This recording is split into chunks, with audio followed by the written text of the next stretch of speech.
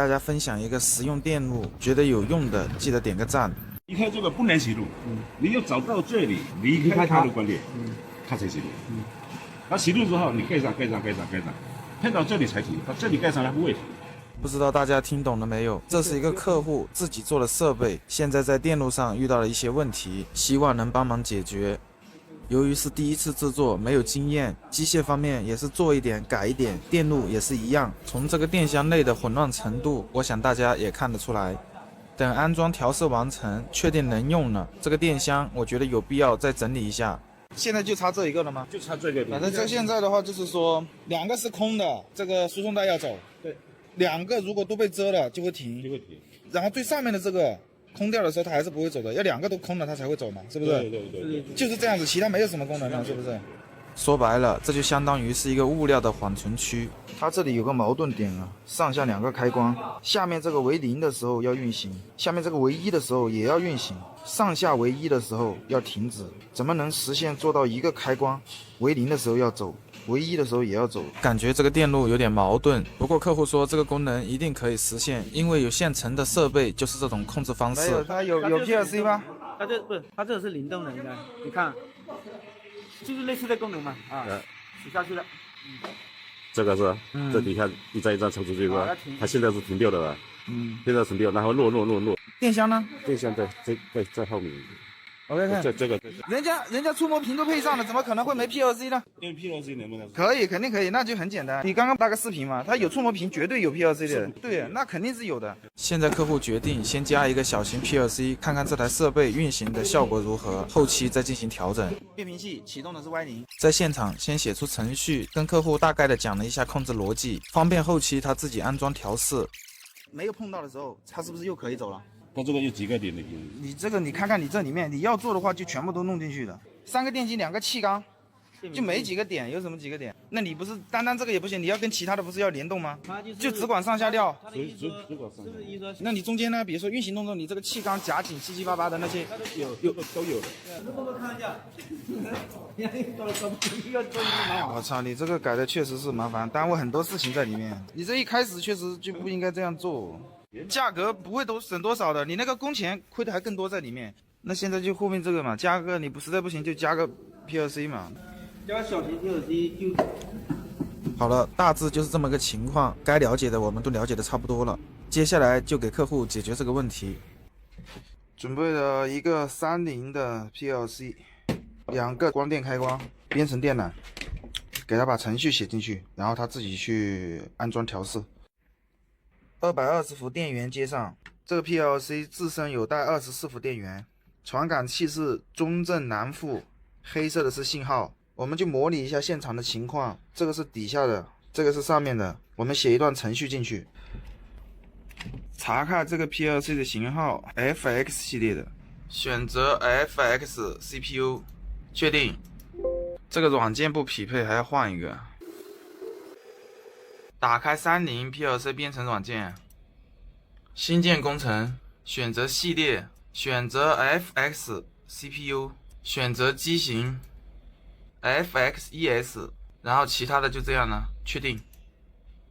先把这里面的原程序上载保存起来。这里有一个 PLC 读取，这里有个弹窗啊，显示与 PLC 无法通信。这里连接目标，这里面可以选择，我们选择 COM3， 确定，重新读取，现在可以了。选择这个程序加参数，执行，处理完成了。这里面就这一段小小的程序啊 ，X0、X1 输出 Y0， 这个程序没什么用啊。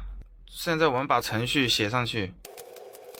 如果像这样直接驱动 Y0 的话，它上面的纸板从上面往下降，每掉一片它都会动作，它纸片会一直往下掉，你看它一直动作，也就会导致变频器会动一下停一下，动一下停一下，这个 Y0 也会一直不间断的输出停止，输出停止。我的思路就是这样子，上面用中间继电器，然后 X1这里面给它增加一个延时，1秒钟，它不会感应到之后就立即断开。如果这个 X1 直接写在这里，它一碰到就会马上断开。这个 X0 感应到信号之后，延时1秒钟，时间到了之后断开这个 M0，这里的 M0 其实就是它，只不过延时了1秒钟之后的它。这个 M0 1秒钟之后，它的上升沿就会自位一个 M2， 这里 M2 就会并联在这个电路中。虽然 M0 已经失电了，但是 M2 它是得电的，这样子的话 Y0 还是可以持续输出。等到 X1 同样也是有一个延时，因为它纸板一直会往下掉，它这个信号会一直有的，一直在闪烁，所以都做了延时处理，也是1秒钟。这 X0 时间到了之后，这个 M1 然后它的上升沿把这个 M2 给复位掉，而这个 M1 断电的时候，长臂就会断开，这个 Y0 就会失电，相当于纸板满了之后 M1 这里断开， M2 这里也会断开，这个其实也是断开的，因为这个 X0 一直感应到时间已经超过1秒，这里的话是一直断开的。所以我们现在来看一下程序是不是这样子，把这个程序下载进去，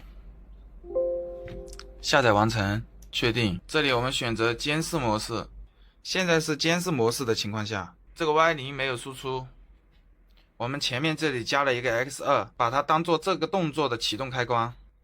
现在我们把这个开关启动，现在 Y0 有输出，下面这个就是 X0， 上面这个是 X1。现在拿一个纸板模拟一下，它每一次掉一块纸板，它是会被感应到的，但是我们这个电路必须得稳定，这个 Y0 必须得持续输出。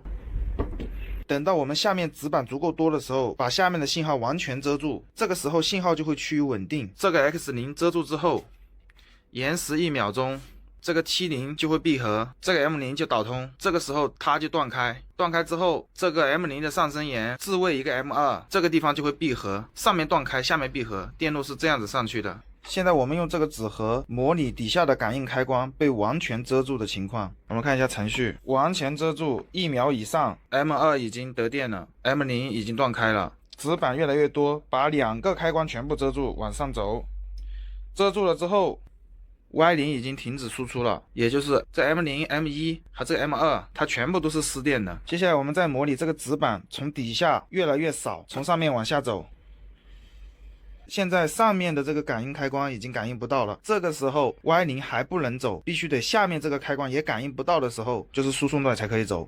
M1 已经得电了， Y0 没有走，纸板一直往外传送，等到纸板全部输送完成， M0 也感应不到的时候，现在传送带又开始走了，这样子就算是正常了。就用这个延时来解决，延时1秒钟。如果这个时间太长，我们可以适当改小。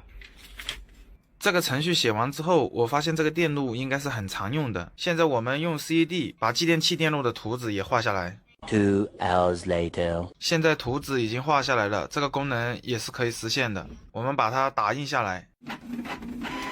现在这个继电器电路的电路图也打印出来了。这个图纸的重点就在于后面这个奇宝停电路，图纸的所有编号都是按 P2C 上面的编号拿去编的啊。这个 X3 也是这个电路的启动开关，等它闭合了之后，这个电路是通的， Y0 持续得电，也就是输送带可以运行。这个 X1 是下感应开关，这里也有一个时间继电器，当 X1 完全感应到之后，时间继电器延时1秒，这个延时触头闭合， M0 就得电，这个时候这个 M0 这里就断开，这个地方就闭合，这个时候电路从这里下来，是从旁边这里导通，并给这个 Y0 供电，所以输送带还是可以运行的。这里 Y0 闭合了之后，这个 M0 也是闭合的，等到物料越来越多，这个 X2 也会被感应到，也是延时1秒钟，延时触头闭合， M1 通电。这个时候 M1 通电了之后，这里就断开了， Y0 就会失电，输送带停止。